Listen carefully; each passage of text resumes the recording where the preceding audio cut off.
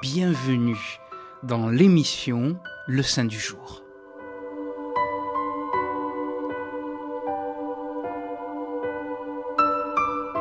Et en ce 3 avril, nous fêtons Saint Richard.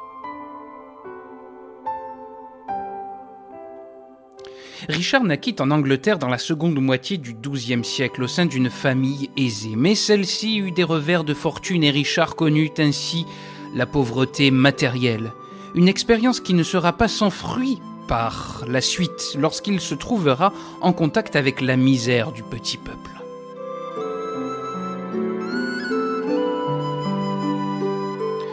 Après de solides études, d'abord en Angleterre puis à Paris et à Bologne, il fut nommé chancelier de l'université d'Oxford. Il fit alors la connaissance de saint Edmond de Canterbury qui l'attacha à sa personne. Richard suivit l'archevêque lorsque celui-ci fut exilé à Pontigny. Après sa mort, il se retira chez les dominicains d'Orléans où il étudia la théologie et reçut la prêtrise. Il revint ensuite en Angleterre et administra une paroisse du diocèse de Canterbury, mais on l'obligea à reprendre ses fonctions de chancelier de l'université d'Oxford.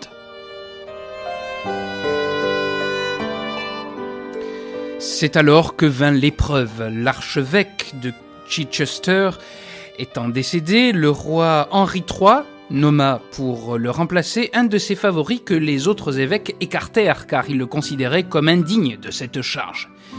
Ils lui substituèrent Richard, ce qui naturellement contraria vivement le roi. L'affaire fut portée à Rome, le pape se prononça pour les évêques contre Henri III. Il ordonna lui-même Richard qui revint à Chichester. Le roi se vengea en confisquant tous les biens de l'archevêché, ce qui obligea l'évêque à loger dans une pauvre maison et à vivre d'aumône. C'est seulement 2 ans plus tard que restitution fut faite.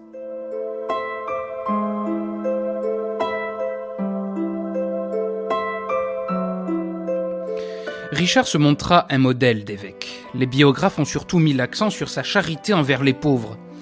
À son frère, qui l'invitait à modérer ses dépenses en leur faveur, il répondit « Il vaut mieux vendre ses chevaux et sa vaisselle d'argent que de laisser des membres de Jésus-Christ dans la misère. » Il voyagea beaucoup.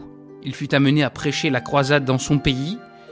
Il mourut le 3 avril 1253 au cours d'un de ses déplacements après avoir donné des instructions pour ses funérailles et en adressant une prière à la Vierge Marie. C'est à la demande des évêques et du roi d'Angleterre qu'il fut canonisé en 1262.